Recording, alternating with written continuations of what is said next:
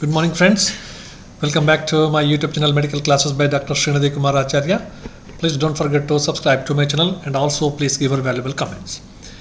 You can also visit the playlist. In the playlist, I have provided almost all the topics in a very systematic order, and I hope this is quite convenient for the study.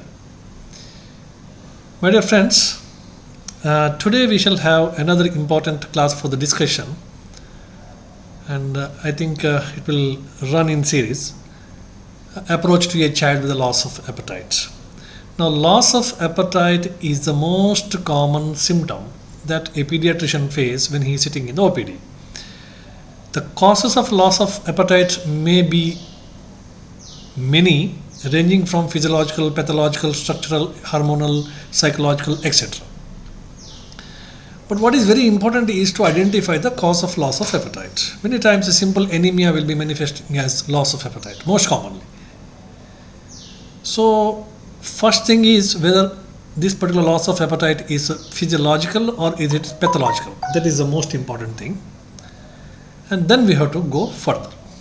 Now before that, we need to clarify some of the terms. For example, what do you mean by appetite? Okay, now appetite is meant for desire for the food or pleasure of eating. When there is a pleasure of eating is there, or the child is having desire for the food, then we will say that his appetite is good. So it's just a desire. Appetite may be there for so many other things. There is appetite for the knowledge. We say he is very, that means eager to read so many things, so he has got that appetite of knowledge. He has got appetite towards the works.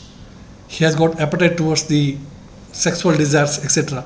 So appetite word literally means that it's a desire. It is not only for the GAT, not only for eating. The word appetite is not only for the eating. Okay, word appetite will be used for so many occasions, so many circumstances. Therefore, the meaning of the word appetite is just a desire. Okay, this is one point that we have to make very clear.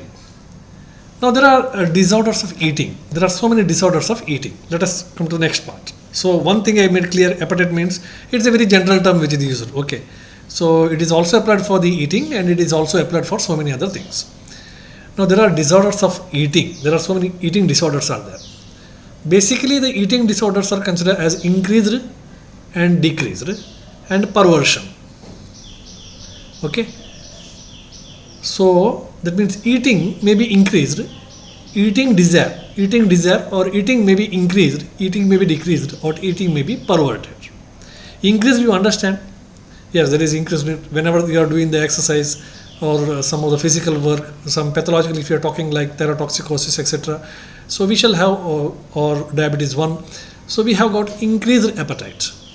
Decreased appetite, most of the time in almost all the viral infection, bacterial infections and any pathological conditions, the first thing which is get affected is always appetite. Even in the chronic disorders and dangerous disorders like malignancy, tuberculosis, yes, the appetite is get disturbed, that is decreased. Another is perversion of the eating. Another disorders of the eating is perversion. Perversion means tendency for eating abnormal items or abnormal contents. Tendency towards eating abnormal items which may arise from variety of the causes. Now this perversion on eating may be psychological, okay, at times, okay, maybe behavioral at times, okay, neurodevelopmental at times, neuropsychological at times. So perversion of eating is different. So like this, whenever I talk about eating disorders, we have to consider three important things. One is it may be increased, it may be decreased, or it may be perverted. Now we can come back to the appetite. Appetite is a more subjective phenomenon, isn't it? How much appetite I have got. So it is a subjective phenomenon. I cannot measure it. So in the history taking also, in the personal history we take appetite, sleep, etc. Now appetite, good, better, best, not possible. Appetite is abnormal or normal, not possible. You cannot measure because it is highly subjective and it will go to change from person to person, situation to situation. So therefore appetite in the history taking, in the personal history, appetite should be written as a Appetite is either altered or unaltered. It is altered, is it increased, decreased, or perverted? It is unaltered, okay, finish. Okay, so appetite is a more subjective phenomena and cannot be measured. So changes from person to person.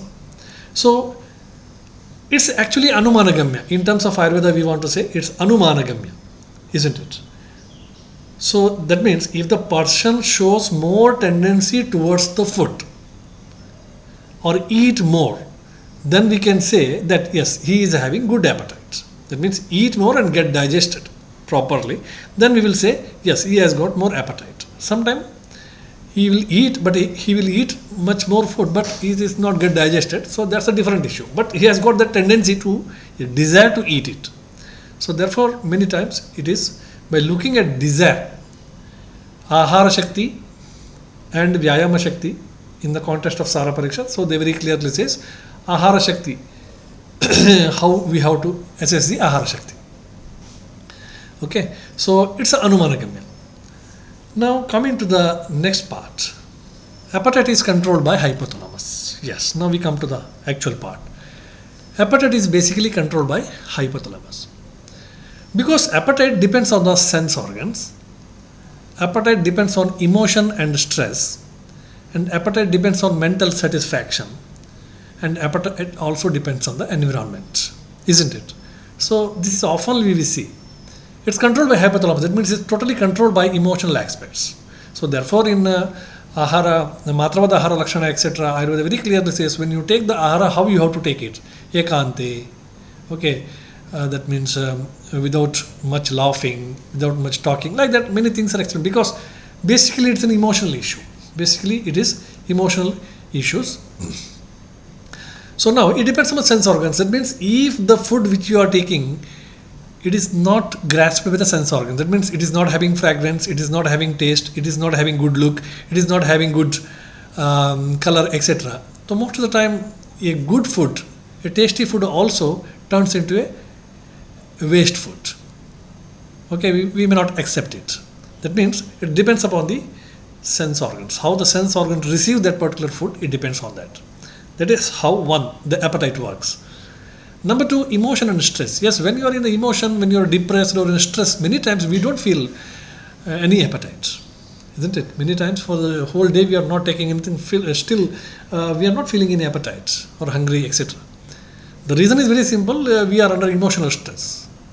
Third one is mental satisfaction. Many times mental satisfaction, that also leads to less appetite because once you pass the exam with the first rank and all, or you got this good rank in the NEET and all these exams and all, JEE, NEET exam and all, and that's actually the occasion to take some sweets and all those things, but you are totally mentally satisfied and so there is no appetite for at all for your days together. Okay, so mental satisfaction may also lead to this. Environment. Another one is environment also affects the appetite. In the very pleasant environment, yes, everything will be fine. In the bad environment, in a very rubbish environment, in a dirty environment, many times although we want to take the food, we don't have any appetite, we reject it. So what I mean to say is, this appetite is totally controlled by hypothalamus. So if you want to have a good appetite, you have to keep your hypothalamus on the right path. Now, we come to another word which is called as anorexia. What is anorexia? Loss of appetite or loss of desire to eat is also called as anorexia.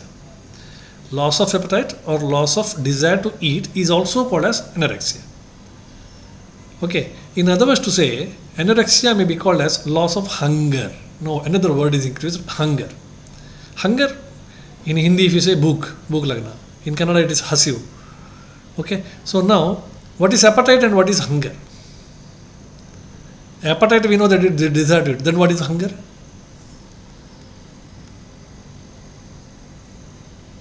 Actually, appetite is desire to take the food which is felt as hunger. Okay, so this is the final sentence. Appetite is the desire to take the food. Yes, ಹಸಿವು ಅಂತ ಹೇಳಿದ್ರೆ ಅದು ಅನ್ನವನ್ನು ತಗೊಳ್ಳಿಕ್ಕಿರುವಂತಹ ಒಂದು ಇಚ್ಛೆ, ತಗೊಳ್ಳುವಂಥ ಇಚ್ಛೆ, ಅದಕ್ಕೆ ಹಸಿವು ಅಂತ ಹೇಳ್ತೇವೆ. ಅದೇ in terms of Hindi it is called as bhook, in Kannada it is called as hasivu, and in English it is called as hunger. That is another form of the appetite is hunger. It is expressed as hunger. So it regulates the adequate energy intake to maintain the metabolic needs. So why body express this hunger? Now why body express this hunger in the form of appetite? In the form of the appetite, it expresses the hunger. Why? The reason is it want to regulate the adequate energy requirement in the body to maintain the metabolic needs. Okay, to run the body very smoothly, we should have a proper metabolism. For that proper metabolism, we should have some raw materials. Okay, that raw materials has to be taken inside as a indhana. Okay, so now to that maintain all these things, there will be hunger. The most complex and difficult task that a human engage is eating. It is told that the most complex and difficult task that a human engage is just eating. Although it is told that eating is an easy task. उसको क्या काम है, खाना खाता रहता है हमेशा, खाते रहे, पीते रहो, सोते रहो. So usually we will say और कोई काम नहीं है इसको. But actually, medically talking, this eating process is very, very complex. Because it utilizes all the body organs. It utilizes all the sensory organs. It utilizes the brain. It utilizes the cranial nerves. It utilizes the CVS. It utilizes the muscle power. It utilizes the respiratory system, endocrinology, and entire GIT. Okay, there may not be any such a activity in the body which all these systems are involved to this extent. Okay, so if you take this swallowing alone, just swallowing alone, 24 muscles are involved and 6 cranial nerves are involved in it. Just the swallowing of the food, 24 muscles and 6 cranial nerves are totally involved in that. Such a complex process is eating. Okay, therefore we have to take sufficient care of this particular eating. Therefore, Ayurveda given such an importance for the eating. Ahara sevana. Ahara sevana is not a mechanical process. Okay, it's a very complex process, and it's very important to have this. Now, hunger is not a synonym of the appetite. Okay, hunger is the expression of the appetite, but hunger is not the synonym of appetite. Hunger is physiological state caused by the deprivation of the food and relieved by the ingestion of the food. Okay, hunger is expression, no? So once you give the food, that hunger is finished. Appetite is only desire to take the food. Now, this is associated with the two important factors. Hunger, yes. One is hunger sensation, another one is hunger behavior. What is hunger sensation? Hunger sensation means epigastric pang, irritability, weakness, tiredness, trembling, dizziness. So these are the symptoms of hunger sensations. When you are having hunger, you will have some epigastric sensations. Then sometime in the hunger we will have irritability, sometimes there will be weakness, sometimes there will be tiredness, okay, dizziness, etc. So these are called as hunger sensations. Another one is hunger behavior. What is hunger behavior? Hunger behavior is excessive motor activity. Okay, for example, increased peristaltic movement. Now this is not hunger sensation, this is hunger behavior. Okay, so excessive craving for the fluid is called as thirst. Similarly, thirst, trishna. So excessive craving for the fluid is called as trishna. Kshuda and trishna, they are mostly in Ayurveda explained together most of the time. So this is of the hunger. Hunger, we have got hunger sensation and we have got hunger behavior. Now, anorexia. Lack of desire to eat without any identified cause is called as physiological anorexia. Physiological anorexia means there is lack of desire to eat without any identified cause. There is no any identified cause, but still he has got no any desire to eat. So then I will call it as physiological anorexia. Lack of desire to eat with a specific cause. There is lack of desire to eat, specific cause is there. Okay, there may be fever, maybe tuberculosis, maybe malignancies, liver disorders. Okay, then it is not called as physiological anorexia, it is called as a pathological anorexia. Absence of satisfaction or satiety after eating is called as achoria. Achoria means absence of satisfaction. That means आप खाते रहो, खाते जा रहे हो, खाते जा रहे हो, खाते जा रहे हो, ठीक है? So there is no satiety at all. Okay, then it is called as achoria. A fear of eating because of previous unpleasant experiences. There is a fear of eating because of previous unpleasant experiences. Last time जब हमने खाया था तो ये खाने के बाद जो है उल्टी हुआ था, A fear of eating because of previous unpleasant experiences is called as a cytophobia. Cytophobia. For example, in case of peptic ulcer, peptic ulcer, especially gastric ulcer. Okay, so these are the different types of anorexia. Now, anorexia is loss of hunger, but anorexia is loss of hunger either neurological, sometimes it may be endocrinal, sometimes maybe anorexia may be because of the drugs, GIT disease, and maybe sometimes relative causes and absolute causes.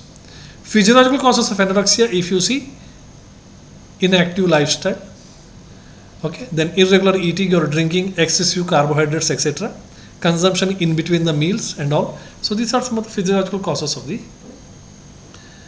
anorexia. Another is polyphagia or hyperoxia. Polyphagia means excessive or exaggerated appetite when there is excessive metabolic requirement. That is called as polyphagia. Okay, that's Graves' disease we will see, DM1 we will see. Excessive hunger or urge to ingest the food soon after eating, even in the absence of the desire to eating, is called as bulimia or ox hunger. It is also called as ox hunger. Excessive hunger or urge to ingest the food soon after eating, even in the absence of the desire of eating, is called as bulimia. Bulimic. There is a condition called bulimia nervosa in adolescents that we'll already discuss. Videos are there. So in psychological disorder, this do happens. This bulimia type of behavior that will be seen in psychological disorders, hysteria, obsessive psychosis, खाया मैंने खाया फिर भी मुझे लगता है कि नहीं पेट नहीं भरा है वापस खा रहा हूँ, obsessive psychosis, etc. So these are some of the important terms. Now in the next class we'll see perversion of appetite and its importance. Perversion of appetite and its importance. I hope you are enjoying. And these are some of the basic things that we need to understand before going to the topic of a loss of appetite in a child. First you understand all these things, then it will be better for planning the treatment. Thank you very much.